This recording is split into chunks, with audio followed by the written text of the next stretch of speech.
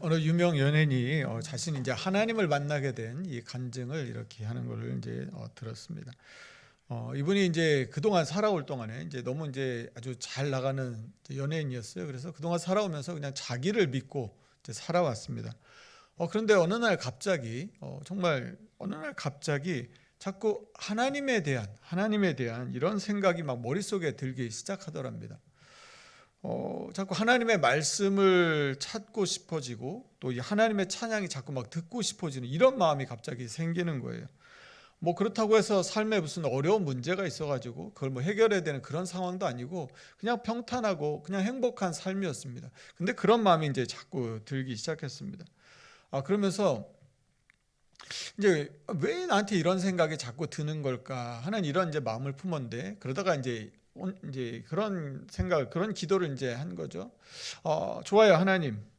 오늘 내가 산책하는 동안에 교회가 있으면 제가 한번 들어가서 기도해 보겠습니다. 자, 이렇게 말을 하고 이제 집에서 나와서 산책을 나섰습니다.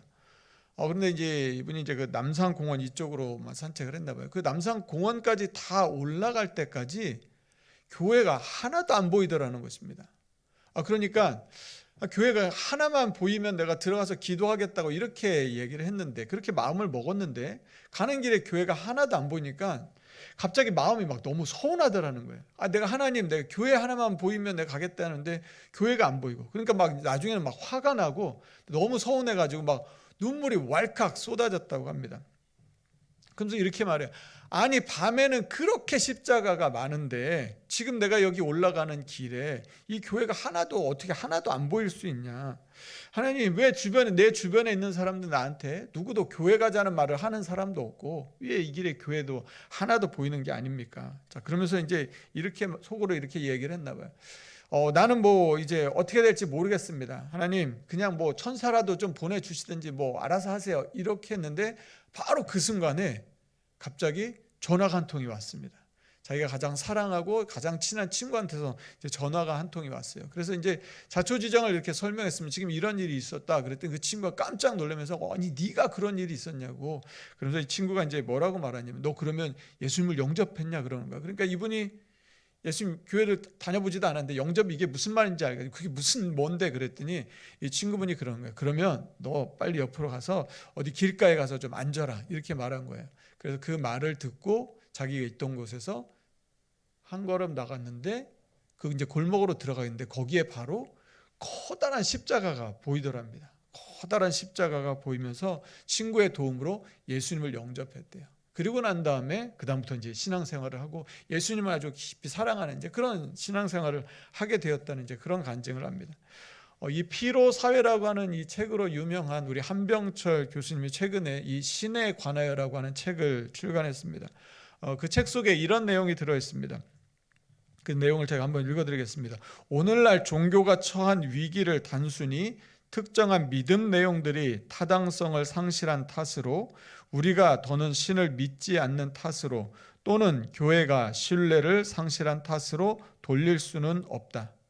자, 그러니까 교회가 지금 종교가 처한 이 위기, 교회가 처한 이 위기라고 하는 것은 사람들을 뭔가 설득할 수 있는 이 복음이나 어떤 이 논리나 이 내용이 타당성을 잃어버려서라기보다는 사람들이 이제는 뭐 종교성이 떨어져서 신을 더 믿지 않는 그런 세상이 되었다고 하기보다는 교회가 세상으로부터 신뢰를 잃어버려서라고 말하기보다는 거기에 근본적인 이유가 아니라고 이분은 말합니다. 그러면 오히려 이분이 말하는 그 근본적인 이유는 무엇이냐면 구조적인 이유가 있다는 것입니다. 구조적인 이유가 있는데, 그러면서 이분이 이런 말을 합니다. 신은 죽지 않았다. 과거의 신은 인간에게 자신을 드러냈는데 신의 드러남을 마주할 인간이 죽었다. 신은 죽지 않았다. 과거의 신은 인간에게 자신을 드러냈는데 신의 드러남을 마주할 인간이 죽었다. 그러니까 신이 죽은 것이 아니라 신이 나타나서 우리 가운데 임재하시는, 하나님이 우리 가운데 역사하시는 그 하나님의 임재를 맞이할 그 인간이 죽었다고 이분은 보시는 것입니다. 자, 이분이 이야기하는 이 구조적인 이유라고 하는 것은 아마 이런 것일 것입니다. 어떤 우리 개인의 마음가짐이라기보다는 우리가 살고 있는 이 사회의 생활 양식이나 사회 시스템 같은 것을 의미하는 것일 것입니다. 여러분, 예를 들어서 우리가 어떤 종교적인 체험, 기도를 하거나 예배를 드리거나 하나님을 경외하고 회개하고 은혜를 체험하는 어떤 이런 경건 생활을 한다고 했을 때, 여러분, 이런 경건 생활을 할 때 우리의 삶에 필요한 것들이 무엇입니까? 그런 하나님의 은혜를 체험하기까지 우리의 삶을 멈추고 하나님이 말씀하실 수 있도록 우리가 침묵하고 기다리고 삶의 어떤 여백을 갖는 것이 필요한 것이죠. 내가 어떤 주도해서 내가 원하는 것들을 어떻게든 만들어내고 끌어내려는 게 아니라 하나님께서 그렇게 하실 수 있도록 하나님이 하시는 것들을 받아들일 수 있는 그 수용성이 우리한테 필요하고요. 우리가 어떻게 할 수 없는 그 하나님 앞에서 겸허한 자세로 하나님 앞에 나아가는 그것이 우리한테 필요하다는 것입니다. 그런데 우리가 살아가는 이 현대 사회는 어떻습니까? 그것과 정반대로 되어 있다는 것입니다. 늘 바쁩니다. 그리고 어떤 이 자극들이 굉장히 넘치는 이 자극들 가운데 우리가 살아가게 됩니다. 그리고 오래 기다리지 못합니다. 뭔가를 했으면 바로 결과가 나오기를 우리는 바라게 되는 것이죠. 어떤 성과를 지향하고 효율을 이야기하고 어떤 자기 관리에 여기에 중심을 두고 내가 뭔가를 해야 한다는 이 생각이 우리를 지배하고 있다는 것입니다. 이 사회는 내가 할 수 있는, 내가 이해하고 통제할 수 있느냐 없느냐 하는 것을 중요하게 생각하는 그런 사회로 바뀌어 버린 것이죠. 그러다 보니까 하나님이 하나님으로서 우리가 충분히 느낄 수 있는 그런 감각들을 잃어버리고 그런 자리로부터 우리가 멀어지게 되면서 결국은 하나님이 없는 것처럼 보이는 그 세상을 우리가 살게 되었다고 이야기하는 것일 것입니다. 오늘은 우리가 걸음이라고 하는 제목으로 하나님의 말씀을 살펴보려고 합니다. 오늘 본문에는 네 종류의 사람이 등장합니다. 맨 처음에 등장하는 사람은 이 베드로와 요한입니다. 그들은 지금 제9시 기도 시간에 성전에 올라가고 있었습니다. 또 두 번째 사람은 누구냐면 태어나면서부터 걷지 못하는 사람이었습니다. 그리고 세 번째 그룹은 이 사람을 메워서 성전 미문까지 데리고 와준 사람들입니다. 그리고 마지막은 9절 이하에 나오는 모든 백성들입니다. 오늘 먼저 이 나면서부터 걷지 못하는 이 사람에 대해서 잠깐 살펴보겠습니다. 성경은 이 사람이 왜 걷지 못하게 되었는지에 대한 특별한 이유를 말하지 않습니다. 그냥 나면서부터라고만 이야기합니다. 우리 본문 2절 말씀을 같이 한번 읽어보도록 하겠습니다. 본문 2절 같이 읽습니다. 시작. 나면서 못 걷게 된 이를 사람들이 날마다 미문이라는 성전 문에 두는 자.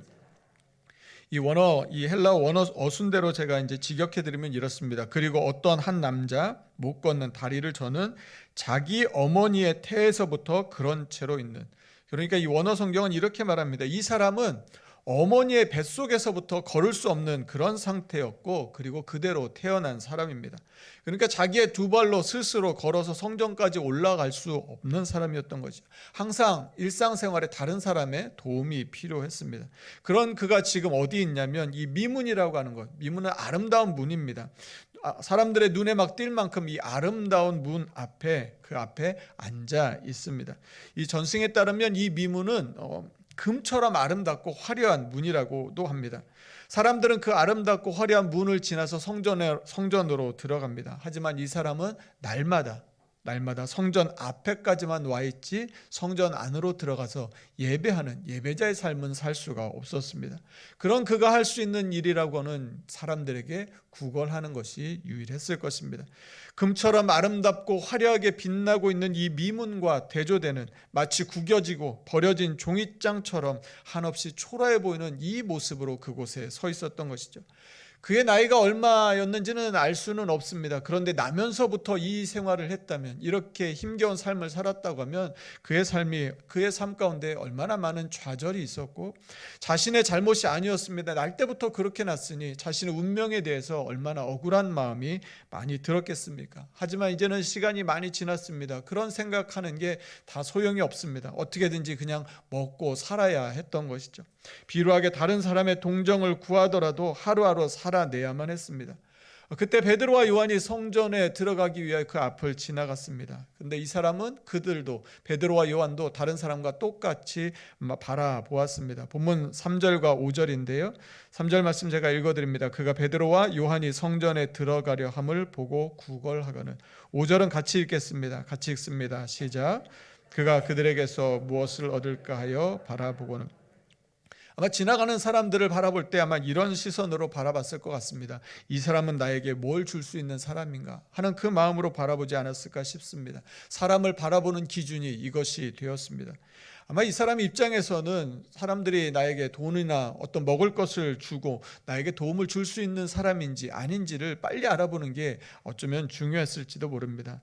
여러분, 그런데 우리가 세상을 이런 관점으로 살아갈 때가 있지 않나 싶습니다.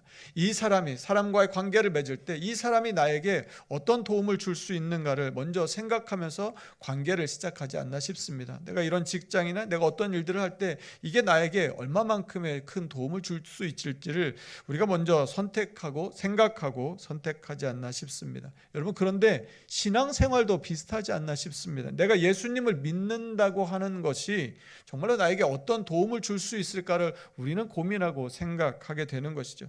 예수님을 믿으면 정말로 내 삶이 더 나아질까?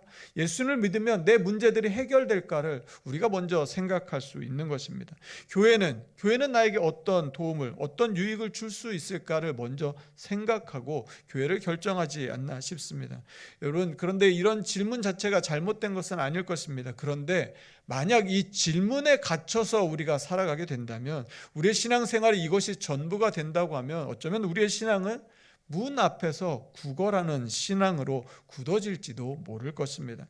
이런 신앙은 교회가 내 필요를 채워주지 못한다는 생각이 들게 되면 굳이 시간을 내서 교회에 다닐 필요가 없다는 생각으로 우리의 삶의 방향이 흐를 수도 있습니다. 그러나 하나님은 우리를 그 자리에서 일으키시고자 우리를 부르고 계십니다. 또 한 무리의 사람들이 있었습니다. 나면서부터 못 걷는 이 사람을 메워가지고 온 사람들이었습니다. 본문 2절 말씀인데요, 제가 한 번 더 읽어드리겠습니다. 나면서 못 걷게 된 이를 사람들이 메고 오니 이는 성전에 들어가는 사람들에게 구걸하기 위하여 날마다 미문이라는 성전 문에 두는 자라. 그들은 이 사람들로 복수입니다. 그러니까 여러 사람들이 그를 날마다 성전 미문에 데려다 두었습니다. 여러분, 이 사람들의 행동은 너무나 귀한 것입니다. 이 사람들이 있었기 때문에 그나마 구걸이라도 해서 하루하루를 살아갈 수 있었을 것입니다. 이들은 이 사람을 돌봐준 것이고 사랑을 베풀어 준 것입니다. 그런데 동시에 우리 본문은 우리에게 한 가지를 보여줍니다. 이 사람들이 해줄 수 있는 것, 이 사람들이 줄 수 있는 도움은 미문까지라는 것이죠. 이 사람에게, 나면서부터 걷지 못한 이 사람에게 정말 필요했던 것은 그가 다시 걷는 것입니다. 그의 걸음을 내딛는 것이었는데 그것까지는 해줄 수 없었다고 하는 것입니다. 그를 일으켜 세워줄 능력이 그 사람들에게는 없었습니다. 여러분, 이것이 우리의 한계입니다. 사람의 도움이 소중하기는 하지만 그들의 수고는 값지고 귀한 것이 맞지만 그러나 본질적인 문제를 해결해 주지 못한다는 것이죠. 일어나 걸을 수 있도록 해주는 것은 사람이 해줄 수 있는 능력이 아니라고 하는 것입니다. 그리고 또 새로운 사람이 등장합니다. 베드로와 요한입니다. 오늘 본문 4절 말씀인데요, 4절 말씀 같이 한번 읽어보겠습니다. 같이 읽습니다. 시작. 베드로가 요한과 더불어 그들의 말은 짧고 분명했습니다. 우리를 보라. 이 한마디가 중요했습니다. 많은 사람들은 그 사람 앞을 지나갔습니다. 그런데 베드로와 요한은 그냥 지나치지 않았습니다. 그 앞에 멈추어 섰습니다. 그리고 그를 주목해서 보았습니다. 그리고 그에게 가장 필요한 것을 주고자 했습니다. 하지만 이 사람은 여전히 다른 사람들을 바라봤던 그 시선으로 이 사람은 나에게 무엇을 줄까 하는 마음으로 이들을 바라보았습니다. 그때 베드로가 이렇게 말했습니다. 본문 6절입니다. 같이 읽겠습니다. 시작. 베드로가 이르되 은과 금은 내게 없거니와 내게 있는 이것을 내게 주노니 나사렛 예수의 그리스도의 이름으로 일어나 걸으라 하고. 아마 이 첫 마디를 듣고서 이 사람이 실망하지 않았을까 싶습니다. 은과 금은 내게 없다는 것입니다. 아니, 은과 금을 내게 줄 수 없다면, 나에게 뭔가 도움을 줄 수 없다면 그럼 빨리 지나가지, 여기 왜 머물러 있을까 하는 생각이 들었을지도 모릅니다. 그런데 그 뒤에 베드로의 말이 이어지는 것이죠. 자신이 가지고 있는 것을 주겠다는 것입니다. 아마 다시 또 기대가 생겼을지 모릅니다. 뭔가를 주겠다고? 그럼 뭐 더 금과 은은 아니어도 뭔가 비슷한 좋은 것을 주겠지 하는 마음이 들었을 것입니다. 그럼 뭔가를 주려면 주머니를 뒤져서 뭔가를 꺼내야 될 것 같은데 베드로가 그런 행동을 보이지 않습니다. 그리고 다시 말이 이어집니다. 그 말이 이것입니다. 나사렛 예수 그리스도의 이름으로 일어나 걸으라. 나사렛 예수 그리스도의 이름으로 일어나 걸으라. 손에 잡히는 동전이나 먹을거리가 필요한데 그가 지금 준 건 무엇이냐면 나사렛 예수 그리스도의 이름이었습니다. 예수의 이름으로 일어나 걸으라고 하는 그냥 명령만 하고 그 자리에 머물러 서 있는 것이죠. 여러분 한번 생각해 보십시오. 어머니의 뱃속에서부터 이대로 태어났습니다. 한 번도 내 발로 내 마음껏 편하게 걸어보지 못했습니다. 아무런 어떤 보조장치나 도움도 주지 않고 그냥 갑자기 일어나 걸으라고 명령만 하고 있는 것이죠. 그에게 주어진 것이라고는 눈에 보이지도 않는 예수의 이름입니다. 예수의 이름이 지금 걷지 못하는 나에게 도대체 무슨 의미가 있고 그게 나를 어떻게 일어나게 할 수 있을지에 대해서 아무리 생각해봐도 잘 이해가 되지 않았을 것입니다. 자신이 지금 절박한 삶의 문제를 안고 있는데 이 문제를 해결하는 데 있어서 예수의 이름이 도대체 무슨 도움이 되는지 이해할 수가 없었을 것입니다. 만약에 일어나려면 예수의 이름을 어떻게 해야 일어날 수 있는지를 알려주면 좋을 텐데 예수의 이름을 어떻게 붙잡아야 하는지 어떻게 의지해야 되는지를 알려주면 좋을 텐데 그런 친절한 안내는 아무것도 없습니다. 평생 이렇게 구겨진 종이처럼 앉아만 있었는데 도대체 어떻게 해야 이 굳어진 다리를 펴고 일어날 수 있는지 일어나서 걸을 수 있는지 이해가 되지 않았을 것입니다. 아마 머릿속이 복잡했을 것입니다. 아니면 무슨 말인지 이해할 수가 없어서 그냥 멍하니 베드로만 바라보고 있었을지도 모릅니다.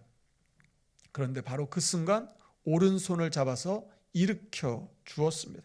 그랬더니 놀라운 일이 생겼습니다. 본문 7절 말씀인데요. 7절 말씀 같이 한번 읽겠습니다. 같이 읽습니다. 시작. 오른손을 잡아 그 즉시 발과 발목에 힘이 생겼습니다. 상상도 못했던 일이 너무나 순식간에 일어난 것이죠. 그가 예수의 이름에 어떤 반응을 했는지는 성경에 아무것도 나와 있지 않습니다.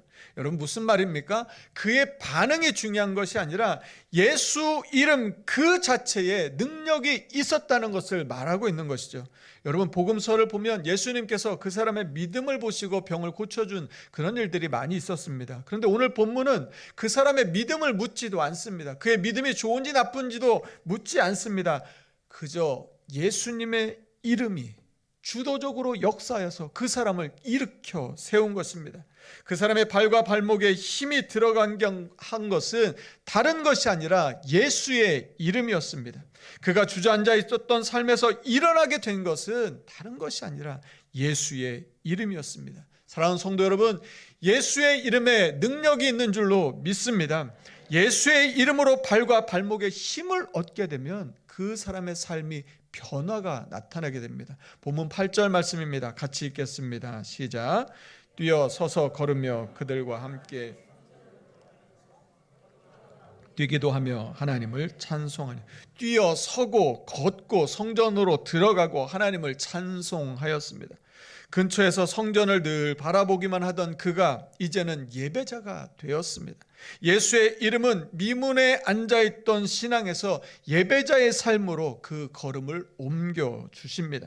성전 근처에 머물던 인생에서 성전 안으로 걸어 들어가 하나님을 찬양하는 삶으로 바꿔 주셨습니다. 삶의 방향이 완전히 바뀌어 버린 것입니다. 이 사람은 자신의 능력으로는 성전 미문까지도 걸어올 수 없는 사람이었습니다. 사람들의 호의가 있어서 그 호의에 의해서 그가 온 것이죠. 근데 그가 올 수 있었던 최대한의 거리가 바로 성전 미문까지였습니다. 그들은 성전 근처까지는 데려다 줄 수 있어도 그를 걷게 하는 능력은 없었습니다. 그들은 자신이 할 수 없는 일이었기 때문에 이 사람에게 일어날 수 있는 소망을 주지도 못했고 그런 꿈도 꾸게 할 수 없었습니다. 그와 그의 주변 사람들이 선택할 수 있는 현실적인 대안은 그저 남이 주는 것을 얻어먹는 그냥 구걸하는 자리에까지 나아가게 해주는 것이 전부였습니다. 그냥 거기에 만족하면서 살아가도록 하는 게 사람들이 해줄 수 있는 것의 전부였던 것이죠. 오늘 우리에게 예수의 이름이 필요한 이유가 바로 이것입니다. 한 번도 걸어본 적 없었던 이 사람을 일어서서 걷고 뛰게 해준 그 능력, 예수의 이름이 오늘 우리의 삶에 필요합니다. 예수의 이름은 우리의 발과 발목에 힘을 줍니다. 여러분의 발목을 잡고 있는 그 문제들이 무엇입니까? 예수의 이름이 우리 가운데 역사할 때 그 문제들이 풀리고 해결될 줄로 믿습니다. 예수의 이름이 우리 가운데 역사하면 우리의 연약한 믿음의 능력이 나타나게 될 줄로 믿습니다. 굽어졌던 그 마음, 굽어졌던 그 모든 관계, 모든 일들이 곧게 펴져서 걷고 뛰고 하나님을 찬양하는 역사가 우리의 삶 가운데도 나타나게 될 줄로 믿습니다. 오늘 본문은 그가 걸었다는 것에 주목하고 있습니다. 그래서 이 걸음, 그의 변화는 한마디로 말해서 걸음이었습니다. 그는 나면서부터 걸을 수 없었던 사람이었는데, 걷는 것 자체가 불가능하게 태어난 사람이었는데, 예수의 이름은 우리가 불가능하다고 생각하는 것, 한 번도 해본 적 없다고 생각하는 그 일을 가능케 하는 것이 예수의 이름이었습니다. 여러분, 오늘 우리의 믿음의 자리를 한번 돌아봅니다. 여러분, 우리가 믿는 하나님은 살아계신 하나님이십니까? 우리의 믿음 때문에, 우리의 신앙생활 때문에 주변 사람들이 볼 때 살아계신 하나님이 아니라 죽어 계신 하나님, 주무시는 하나님처럼 그렇게 보여지는 것은 아닙니까? 하나님이 우리의 가정 가운데 살아계십니까? 우리의 직장 가운데, 우리의 모임 가운데, 우리의 사역 가운데 하나님이 살아서 역사하고 계십니까? 여러분, 우리는 지금 믿음의 걸음을 걷고 있습니까? 다른 사람의 손에 이끌려서 그냥 성전 근처까지 오는 것에 만족하며 신앙생활을 하고 있는 것은 아닙니까? 여러분, 예수의 이름으로 여러분의 삶의 자리에서 한번 일어나 보셨습니까? 구걸하던 그 자리를 박차고 일어나 성전으로 들어가서 하나님을, 살아계신 하나님을 찬양하고 예배하는 그 경험이 있으셨습니까? 그 감격과 그 뜨거움이 여러분 살아 있습니까? 오늘 이 시간 예수님께서 예수의 이름으로 베드로와 요한을 통해 그 사람을 일으켜 주셨던 것처럼 우리의 믿음의 자리가 다시 일어나서 믿음의 걸음이 시작되는 그런 놀라운 은혜가 있기를 간절히 소망하고 축복합니다. 더 이상 머뭇거리지 않습니다. 이제는 그 믿음을 가지고 나아가는 것이죠. 익숙한 믿음의 자리, 삶의 자리에서 일어나 우리는 나아갈 것입니다. 나의 상황과 힘과 주변의 도움으로는 어림도 없는 일일 것입니다. 그런데 예수의 이름은 우리의 상상과 환경과 능력을 뛰어넘어 우리에게 믿음의 길을 걸어갈 수 있도록 우리를 인도해 주실 줄로 믿습니다. 성전 앞에 머물러 있는 신앙이 아니라 성전 안으로 들어가서 하나님을 찬양하며 하나님의 주시는 그 기쁨을 맛보게 될 것입니다. 여러분, 우리의 가정, 우리의 교회, 우리의 목장, 우리의 직장, 우리의 찬양대, 찬양팀, 우리 교회학교, 우리가 섬기는 그 모든 사역과 모임들이 예수의 이름으로 일어나게 되는 놀라운 역사가 있기를 간절히 소망하고 축복합니다. 여러분, 우리가 일어나게 될 때 어떤 일이 일어납니까? 우리가 갖고 있는 현재 이 고난과 어려움과 이 아픔은 간증으로 바뀌게 되는 것이죠. 하나님의 살아 역사하시는 흔적으로 남게 될 것입니다. 네 번째 그룹은 이 모든 백성입니다. 본문 9절과 10절 말씀인데요. 같이 한번 읽어보겠습니다. 본문 9절과 10절 같이 읽습니다. 시작. 모든 백성이 그 걷는 것과 앉아 구걸하던 사람인 줄 알고 그에게 일어나 심히 놀랍게 여기며 사람들이 놀란 이유는 바로 이것입니다. 날마다 미문에 앉아서 구걸하던 그 사람이 지금 걷고 있는 것을 본 것입니다. 그가 지금 걸을 뿐만 아니라 성전에 들어가서 찬양하는 그 찬양 소리를 듣게 된 것이죠. 예수의 이름으로 일어나 걷게 되면 자신들이 할 수 없었던 그 일을 하는 것을 통해서 하나님의 살아계심을 보게 되는 것입니다. 사랑하는 성도 여러분, 예수의 이름으로 일어나서 우리의 삶 가운데 살아 역사하시는 그 하나님을 보여주는 그런 통로로서의 삶을 살아가는 저와 여러분 되기를 간절히 축복합니다. 예수의 이름으로 변화된 우리의 삶은 복음의 문을 여는 그 시작이 되게 됩니다. 오늘 우리가 이 본문을 통해서 우리에게 물어봐야 할 것이 있습니다. 오늘 우리는 믿음의 길을, 믿음의 걸음을 걷고 있는가 하는 것이죠. 다른 사람의 도움이 아니라 다른 성전 미문에 앉아서 오늘 내가 무엇을 얻을까는 그 바람이 아니라 오늘 본문이 우리 가운데 말씀하는 것처럼 나사렛 예수의 이름으로 일어나 걸어가는 저와 여러분의 삶이 되기를 간절히 소망합니다. 우리는 8월에 말레이시아로 단기 선교를 갑니다. 예산이 부족할 수도 있고 경험이 부족할 수도 있습니다. 그러나 우리가 의지하는 것은 우리 눈에 보이고 손에 잡히는 도움이 될 만한 그런 은과 금만은 아닙니다. 우리는 예수의 이름을 믿고 나아갈 것입니다. 예수의 이름으로 일어나 믿음의 걸음을 떼고 복음의 현장으로 들어갈 것입니다. 이번 동계 수련회, 이 중고등부 동계 수련회 주제가 다시 여호와께로입니다.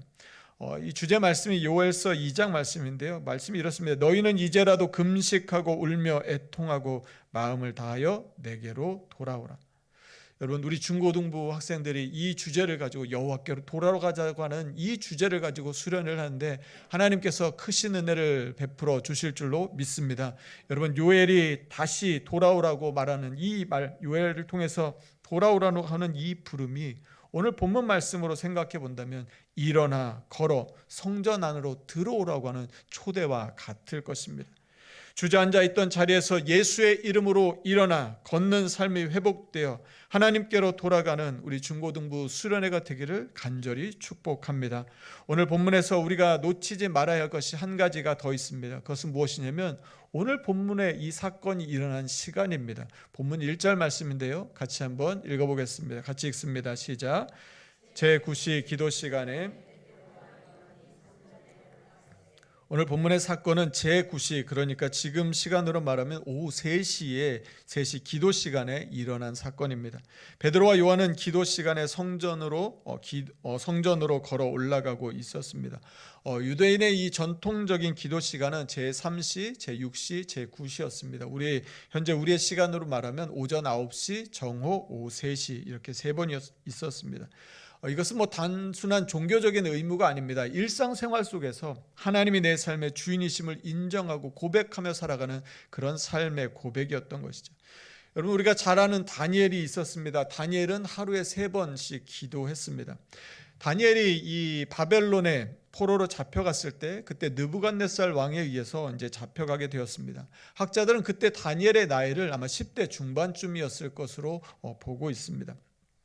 그런데 포로로 잡혀갔던 이 이방인 다니엘이 그 나라의 총리의 자리까지 올라가게 됩니다.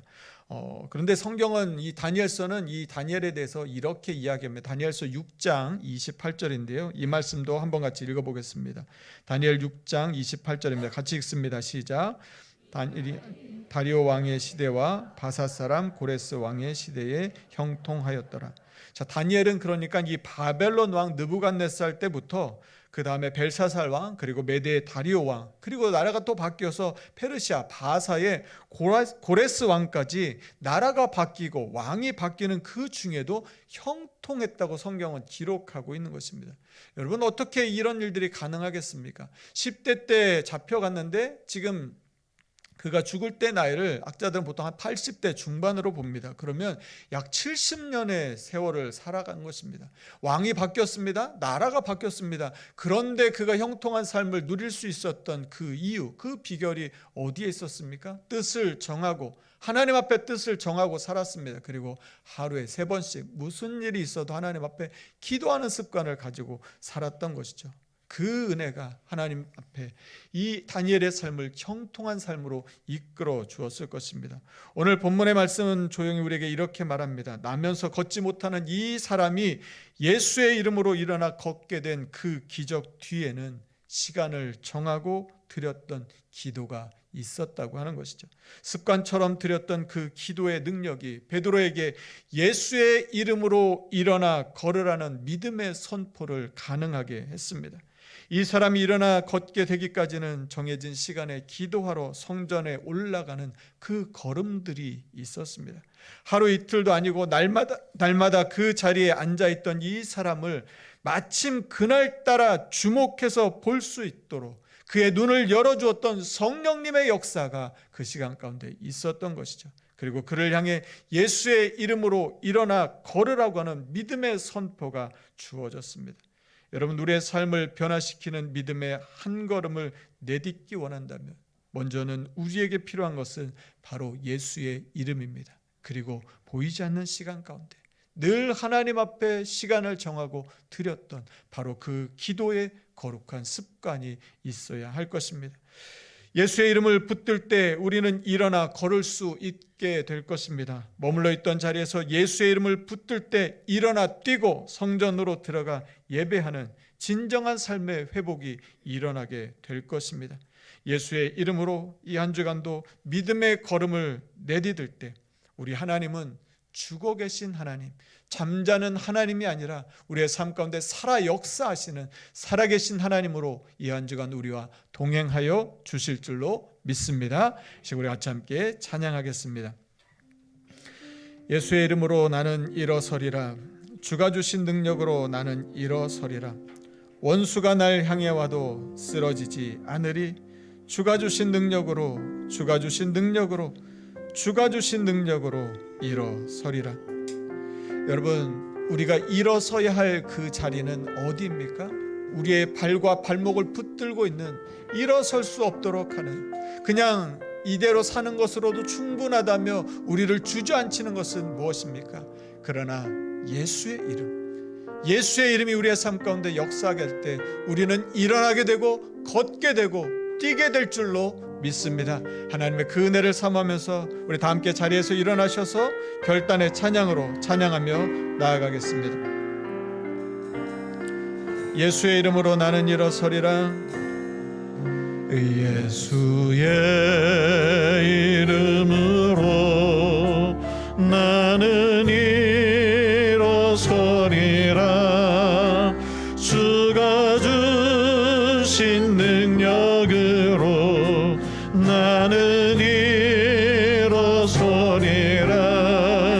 원수가 날 향해 와도 쓰러지지 않으리. 주가 주신 능력으로, 주가 주신 능력으로, 주가 주신 능력으로 일어서 예수의 이름으로 나는 일어서리라. 예수의 이름으로 나는 일어서리라. 주가 주신 능력으로 나는 일어서리라.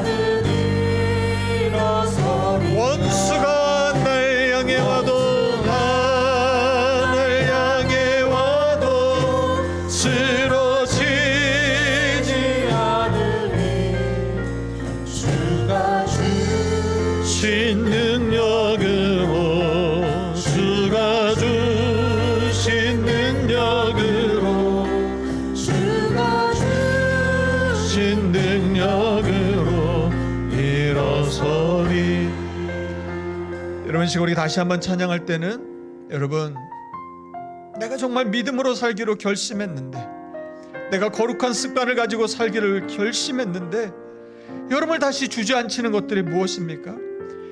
발과 발목에 힘이 들어가야 내가 어려워도 일어설 수 있는데 다시 나를 주저앉히게 하는 것들, 다시 내가 믿음으로 살려고 하는데 다시 그냥 괜찮아, 그냥 이전처럼 살라고, 그냥 성전 미문 앞에 있는 걸로, 그걸로도 충분하다고 나를 끌어내리는 것들이 무엇입니까? 여러분의 건강입니까? 여러분의 가정입니까? 물질입니까? 여러분의 사역입니까? 직장입니까? 진로입니까? 사업입니까? 무엇이 우리를 그렇게 주저앉히려고 합니까? 이 시간 우리 다시 한번 찬양할 때 그것을 마음에 품고, 주님, 예수의 이름으로 일어서겠습니다. 주님, 내게 발과 발목에 힘을 주셔서 일어서게 하여 주시고 걷게 하여 주셔서 하나님, 내 믿음이 뛰고 기뻐 찬양하는 그런 믿음 되게 하여 주시옵소서. 다른 것이 아니라 예수의 이름으로 일어나는 나의 삶이 되게 하여 주시옵소서. 우리 그런 고백을 담아서 우리 다시 한번 간절한 마음으로 함께 찬양하겠습니다. 예수의 이름으로, 예수의 주님, 나는 일어서겠습니다. 주님의 그 이름의 능력으로 일어서겠습니다. 신 능력으로 나는 일어서리라. 원수가 날 향해 와도 쓰러지지 않으리. 주가 주신 능력으로, 주가 주신 능력으로, 주가 주신 능력으로. 우리 마지막으로 한 번 더 고백합니다. 원수가 날 향해 와도, 원수가 날 향해 와도 쓰러지지 않으리. 주가 주신 능력으로, 주가 주신 능력으로, 주가 주신 능력으로 일어서리. 이 시간 우리 같이 함께 기도하겠습니다. 하나님, 예수의 이름으로 일어서겠습니다. 예수의 이름으로 일어나 걷겠습니다. 하나님, 믿음으로 결단하였는데, 새롭게 다짐하였는데, 결심하였는데 또 나를 주저앉히는 하나님, 이 상황 앞에 또 우리가 두려움을 느끼게 됩니다. 그냥 성전 미문 안에 있는 그 앞에 있는 것만으로도 충분하다는 생각이 내 마음 안에 듭니다. 새롭게 시작해 보려고 했는데, 결심했는데 또 마음이 흔들립니다. 주님, 내 능력으로는 안 됩니다. 주변의 사람들도 도와줄 수 없습니다. 그러나 예수의 이름에 능력이 있는 줄로 믿습니다. 내 살은 예수의 이름으로 일어나 걷게 하여 주시옵소서. 일어나 걷게 하여 주시옵소서. 하나님, 이 한 주간 그래서 살아계신 하나님을 예배하며 살겠습니다. 죽어있는 하나님, 잠자는 하나님, 멀리 떨어져 있는 하나님 아니라 나를 일으켜주시는 살아계신 하나님을 믿어, 그래서 내 주변에 있는 사람들이 그 하나님을 보며 놀라게 하는 하나님, 그런 믿음의 간증을 가지고 살아가는 우리의 삶이 되게 하여 주시옵소서라고 우리 주신 말씀 기억하며 우리 간절한 마음으로 합심하여 같이 함께 기도하겠습니다. 사랑이 많으신 하나님 아버지, 하나님의 은혜를 감사를 드립니다. 하나님, 예수의 이름으로 걷겠습니다. 하나님, 나를 두렵게 하는 그곳에 다시 주저앉지 않게 하여 주시고, 내 마음대로 내 생각대로 되지 않아서 다시 머물고 포기하지 않게 하여 주시고, 예수의 이름으로 다시 일어서게 하여 주시옵소서. 하나님, 일어나 걷고 싶습니다. 내 믿음이 자라났으면 좋겠습니다. 하나님, 뛰고 싶고요. 하나님, 성전에 들어가 찬양하고 싶습니다. 하나님, 은혜를 도와여 주셔서 하나님, 그 이름의 능력을 경험하는 삶이 되게 하여 주시고, 하나님, 그래서 죽어있는 하나님, 잠자는 하나님이 아니라 하나님, 우리의 삶 가운데 살아 역사하시는 그 하나님을 온전히 믿으며 나아가는 우리의 삶이 되게 하여 주시옵소서. 나의 가정, 나의 직장에서 살아계신 하나님을 섬기게 하여 주시고, 예수의 능력, 예수의 이름으로 걸어다니는 삶, 뛰어다니는 삶, 기뻐 춤추며 찬양하는 그런 삶을 살아가는 우리 모두의 삶이 다 되게 하여 주시옵소서. 하나님의 은혜로 역사하여 주시옵소서. 주님의 은혜를 넣어 주시옵소서. 주님이 한 주간도 하나님의 은혜를 끌어 주시옵소서.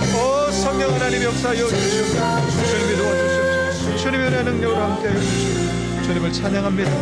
주님을 찬양합니다. 베드로가 이르되 은과 금은 내게 없거니와 내게 있는 이것을 내게 주노니 나사렛 예수 그리스도의 이름으로, 나사렛 예수 그리스도의 이름으로 일어나 걸으라. 사랑이 많으신 하나님 아버지, 이제는 일어나 걷고 싶습니다. 뛰고 싶습니다. 성전에 들어가서 하나님의 임재 앞에서 하나님 감격스럽게 뜨겁게 하나님을 찬양하고 예배하고 싶습니다. 성전 미문 앞에 있는 거기에 만족할 수 없습니다. 하나님, 그냥 늘 해왔던 그런 제자리 걸음의 신앙에서 머물러 있고 싶지 않습니다. 예수의 이름으로 일어나게 하여 주시옵소서. 일으켜 주시옵소서. 우리의 손을 잡아 우리를 우뚝 세워주셔서 하나님 그 감격과 뜨거움으로 하나님을 예배하는 하나님, 그래서 우리의 삶 가운데 죽어있는 하나님 아니라, 주무시는 하나님 아니라, 멀리 계신 하나님 아니라 살아 역사하신 하나님을 우리의 삶으로 증명하며 증거하며 간증을 갖고 살아가는 우리의 삶이 되게 하여 주시옵소서. 이 한 주간도 우리와 동행하시고 예수의 이름으로 우리를 일으켜 주시는 그 주님과 함께하는 복된 한 주간의 삶이 되게 하여 주시옵소서. 감사드리며 예수님 이름으로 기도드립니다. 아멘. 이제는 우리 주 예수 그리스도의 은혜와 하나님의 사랑과 성령의 교통하심이 내 능력 아니라, 주변의 사람들의 도움 아니라, 오직 예수의 이름으로 일어나 걸으며 뛰며 성전에 들어가 주님을 찬송하며 주님을 예배하는 그 뜨거움과 그 감격이 살아있어서 살아계신 하나님과 동행하는 그 삶을 살기를 소망하고 다짐하는 오늘 예배하는 우리 모든 성도들 위해 이번 주 금요일 토요일 다시 여호와께로라고 하는 주제로 하나님께 돌아와 다시 주님을 예배하는 삶을 살기를 소망하는 우리 중고등부 모든 학생들, 섬기는 우리 모든 선생님들, 섬기는 우리 모든 스태프들 위해 이제로부터 영원까지 함께 하시기를 간절히 축원하옵나이다. 아멘.